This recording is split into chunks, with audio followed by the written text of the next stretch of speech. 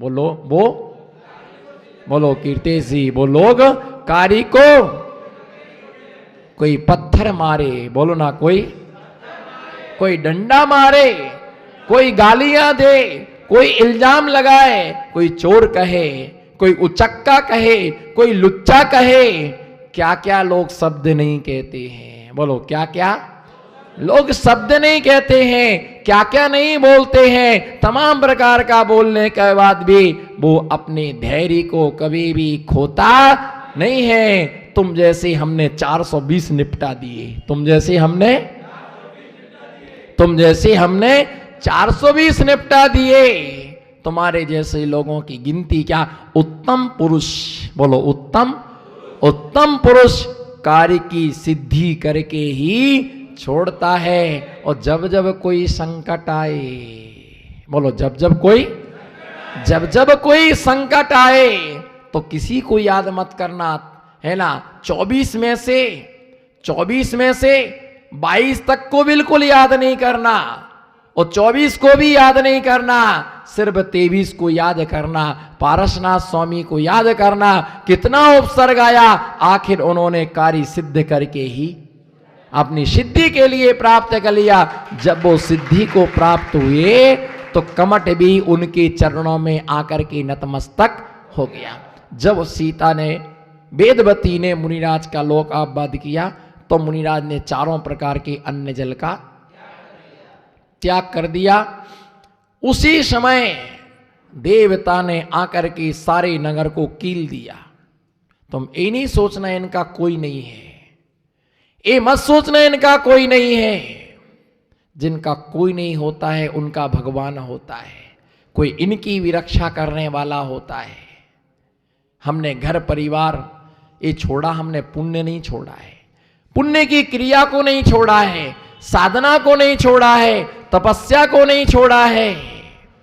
सिर्फ तपस्वियों का दिल दुखाने का दुष्परिणाम ही नरक और कुष्ठ रोग होना है। इसके अलावा दूसरा कोई भी फल, इसके अलावा तीसरा कोई फल नहीं है। तपस्वियों का, मुनियों का जो व्यक्ति दिल दुखाता है अगले जन्म में कोड़ी बनता है और अगले जन्म में नरक में जाता है। विश्वास ना हो तो राजा सैनिक से संपर्क करो, राजा सैनिक से संपर्क करो, है ना, कि नरक में क्यों गया, मुनिराज के साथ दुर्व्यवहार करने के कारण से। देखो उसने इल्जाम लगा दिया और नगर देवता ने नगर को कील दिया।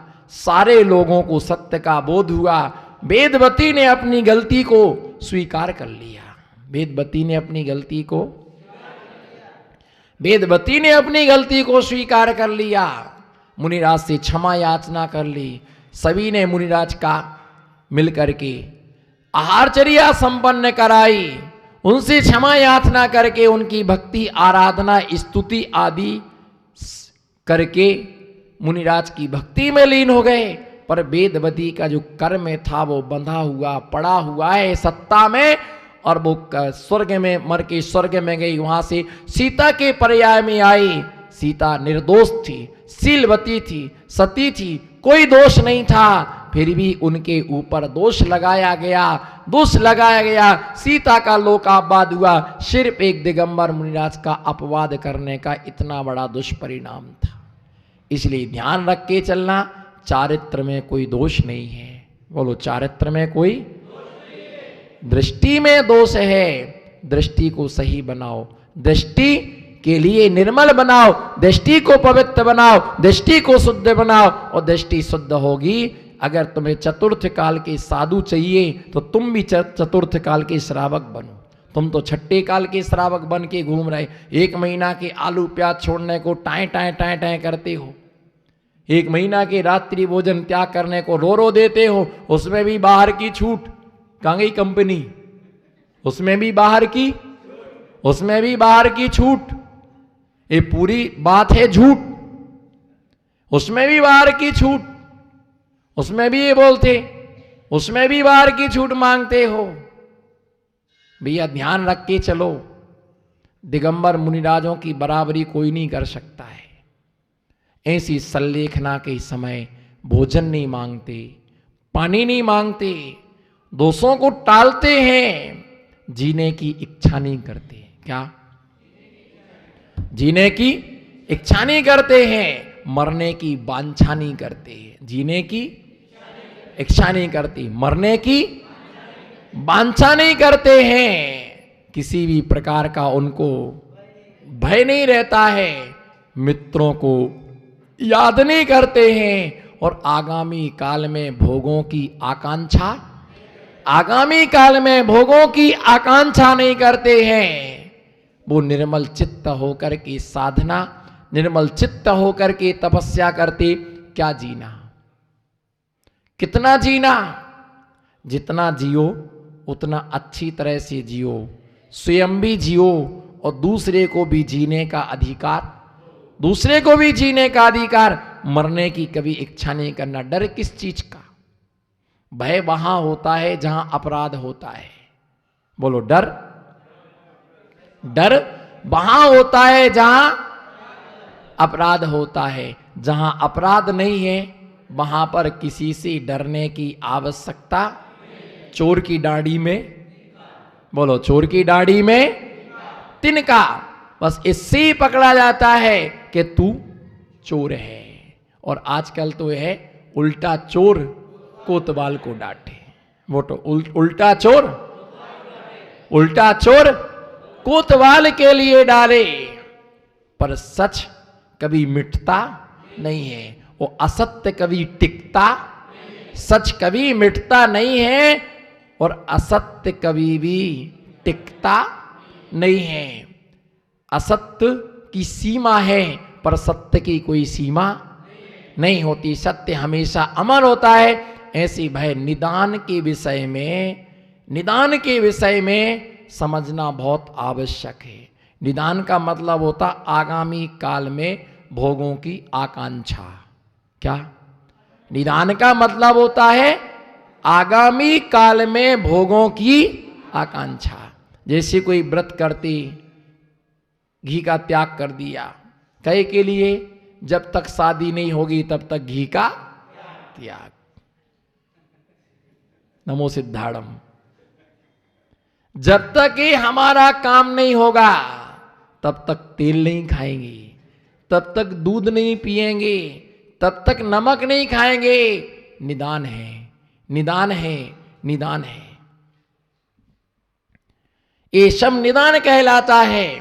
उपवास कर रहे हैं, उपवास करते हैं तो भगवान स्वर्ग मिले, भोगों की आकांक्षा के लिए ऐसा स्वर्ग का वैभव मिले, ऐसी स्वर्ग की अप्सराएं मिले, ऐसे भाव से, किससे? ऐसे भाव से, ऐसे भाव के द्वारा क्या करते हैं? ऐसे भावों के द्वारा वो व्यक्ति, ऐसे भावों के द्वारा वो व्यक्ति करता है कि मुझे इस तपस्या का फल ये मिले। और लोग, बहुत सारे लोग, पंडित साहब, अपन दान लेने जाओ तो साफ मना कर देते। क्या कर देते? बोलो ना। दान लेने जाओ तो, सीपी भाई, दान लेने जाओ तो वो साफ मना कर देते। बोलो ना पंकज भाई, दान लेने जाओ तो साफ। अभी भैया हमारी क्या नहीं है? बोलो ना, आज हमारी, बोलो बोलो, हमारी अनुकूलता नहीं है। अभी हम नहीं दे पाएंगे। इस बार हमने बहुत कर लिया। बोलो, इस बार हमने क्या किया? आपने क्या किया? आपने बताओ। एक कलश ही तो लिया, सिर्फ एक, सिर्फ कलश ही तो लिया। हाँ हाँ, वो पालकी भी तो ली थी 5,000 रुपए की। हाँ, एक पालकी ली थी, और एक बार पात प्रक्षालन की बोली भी ली थी 3100 रुपए की। और जोड़े, बस हो गया हिसाब किताब। इस साल बहुत हो गया, इस साल बहुत हो गया। भैया, निदान से जो संपत्ति मिलती है उससे कभी मुनियों को दान नहीं दिया जाता है। चौका लगाने के भाव नहीं होते, बोली लेने के भाव नहीं होते, दान देने के भाव नहीं होते हैं। बस वो पिछले जन्म का निदान पड़ा हुआ है, जिस निदान के कारण से दान देने की भाव नहीं बनते हैं। ब्रह्मदत्त चक्रवर्ती, शुभम चक्रवर्ती ने कभी दान नहीं दिया। रावण की सोने की लंका थी, पर रावण ने अपने हाथों से कभी मुनियों को दान नहीं दिया, क्योंकि उसने मुनि अवस्था में निदान किया था, मुझे मेरे लिए है ना वह चक्रवर्ती का वैभव प्राप्त हो, नारायण का वैभव प्राप्त हो। सम्मेद शिखर जी की यात्रा को जा रहा था, उस समय उसने है ना यह धर्मेंद्र का विमान देखा, उसको विमान देख करके उसने निदान बंद किया। इसलिए कभी किसी मुनियों को वो क्या नहीं दे पाया। जितने लोग दान नहीं दे पाते, निदान की संपत्ति है। ये किसकी संपत्ति है? धन तो है पर दिया नहीं जाता है। बस ये ध्यान रख करके चलना, दो ही रास्ते हैं। क्या बोलो?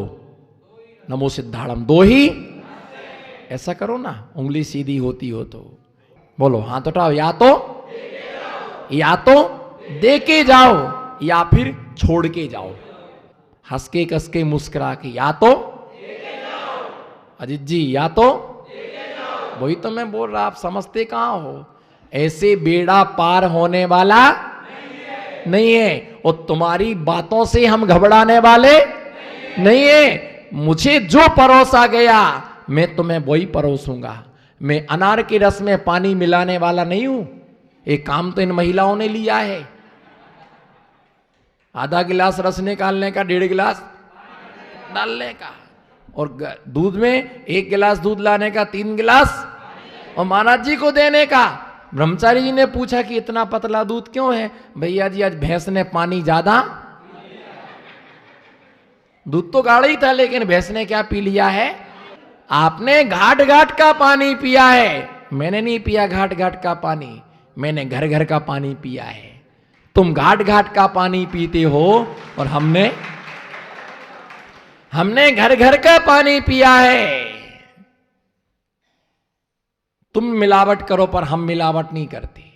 हम प्योर जिनवाणी, जो हमें आराती आचार्यों से प्राप्त हुआ है, भगवान महावीर स्वामी ने गौतम स्वामी को जो दिया, गौतम स्वामी ने आराती आचार्यों को जो दिया, आचार्यों ने जो मुझे दिया है वो मैं आपको दे रहा हूं। दो ही रास्ते हैं, बोलो, कर दो बेड़ा पार। बेड़ा जी का बेड़ा पार कर दो। अरे पेड़ा तो खिलाओ तब तो बेड़ा पार होगा। दो ही रास्ते हैं, तीसरा कोई भी रास्ता, या तो इधर देखो, इधर देखो, इधर देखो, या तो बोलो, या तो दे के जाओ या फिर छोड़ के जाओ। या तो सिर झुका करके जाओ या माथा पटक करके जाओ। क्या? या तो सिर झुका करके जाओ या सिर पटक करके जाओ, या बोलो, या सीपी भाई, या दे के जाओ या फिर छोड़ करके जाओ। साथ ले जाने की कोई व्यवस्था कोशिश भी नहीं करना। नाकाम रहोगे, कोशिश भी नहीं करना। समझ में आ रहा है ना? हाँ, आपको तो पूरा समझ में आ गया। मेरे को तो एक अक्षर भी समझ में नहीं आया, इसको पूरा समझ में आ गया। कितने ज्ञानी लोग हैं पारसोला में। मैं तो आश्चर्य करता हूं कि भगवान ने मुझे कितनी अच्छी जगह भेजा, ज्ञानियों की नगरी में। कौन सी नगरी में? ज्ञानियों की नगरी में भेजा। ये हमारा सौभाग्य रहा। ज्ञानियों की नगरी में मुझे भेजा गया। कितने ज्ञानी हैं, इनको पूरा समझ में आ रहा है। हमको तो बस एक अक्षर भी समझ में आ जाए तो मेरा कल्याण हो जाए। एक अक्षर भी मुझे जिनागम का समझ में आ जाए तो मैं समझ जाऊंगा कि मैं धन्य हो गया और इनको पूरा समझ में आ गया। कितने ज्ञानी लोग हैं। आपकी धन्य, वास्तव में आपकी महिमा कौन गा सकता है। मेरे पास तो शब्द नहीं है। या तो दे के जाओ, बोलो, या तो वो तो मंजूर है ही नहीं। वो तो मंजूर कल भी नहीं था, आज भी नहीं है, आगे भी नहीं रहेगा। हम तो छोड़ करके जाएंगे, बस यही हमारी किस्मत में लिखा हुआ है। यही हमारी किस्मत में लिखा हुआ है कि छोड़ करके जाएंगे। जितने लोग दान नहीं दे पाते, निदान की संपत्ति है। क्या है? जितने लोग दान नहीं दे पाते हैं वो सब निदान की क्या है? वो सब निदान की संपत्ति है। क्योंकि निदान की संपत्ति से कभी भी दान, देख लो, रावण ने कभी दान नहीं दिया, राजा सैनिक ने कभी दान नहीं दिया, ये दान दे ही नहीं पाए। ब्रह्मदत्त चक्रवर्ती ने दान नहीं दिया, शुभम चक्रवर्ती ने कभी दान नहीं दिया, और भरत चक्रवर्ती कभी भी खाली नहीं रहा। ऐसा कोई दिन नहीं गया कि जिस दिन भरत चक्रवर्ती आहार दान ना देता हो, प्रतिदिन आहार दान देता था। तो संलेखना के समय साधक निदान नहीं करता, मुझे नहीं चाहिए संसार का वैभव, मुझे नहीं भोगना है संसार को, ये सब कुछ मुझे क्या करना है, छोड़ना है, सब कुछ मुझे त्याग करना है, मुझे इसको भोगना नहीं है। हम इसी सिलसिले में अगला देखेंगे संलेखना धारण करने का फल, इसकी महिमा क्या है। निःश्रेयसमभ्युदयम्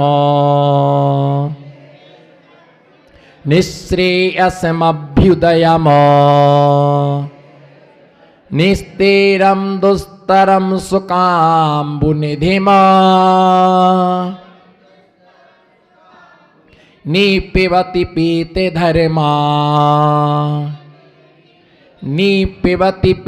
धर्मा सर्वै दुःखैरनालीडा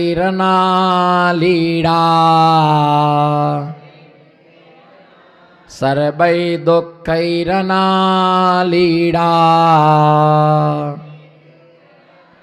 निःश्रेयसमभ्युदयम् निस्तेरं दुस्तरं सुकाम्बुनिधिं निपिबति पीते धर्मा सर्वै दुःखैरनालीडा। आचार्य भगवान यहाँ पर धर्म को धारण करो, क्या धर्म के लिए धर्म को धारण करो। आचार्य भगवान ये बतला रहे हैं कि धर्म रूपी अमृत का पान करने वाला, किसका, धर्म रूपी अमृत का, धर्म रूपी अमृत का क्या करने वाला, पान करने वाला, धर्म रूपी अमृत को पीने वाला। धर्म को अमृत की उपमा दी गई है, किसके लिए, धर्म को, धर्म के लिए अमृत की उपमा दी गई है कि धर्म रूपी अमृत को, क्योंकि जो संसार के दुखों से निकाल करके उत्तम धर्मों में धारण करता है, उत्तम गति में धरता है, उसका नाम क्या है, धर्म है। उसका नाम क्या है, उसका नाम धर्म है। ऐसी धर्म करत संसार सुख, धर्म करत निर्माण, और धर्म पंथ साधे बिना नर त्रियंच समान। धर्म पंथ को साधे बिना ही मनुष्य का जीवन त्रियंचों के समान होता है। किसके समान, त्रियंचों के समान होता है। मनुष्य का जीवन किसके समान होता है, अगर धर्म नहीं किया, जीने को तो गधा भी जी जाता है, स्वान भी जीता है, त्रियंच भी जीते हैं, बंदर भी जीता है, लेकिन मनुष्य जीवन की विशेषता ये है कि मनुष्य के जीवन में विशेष क्या होता है, धर्म होता है।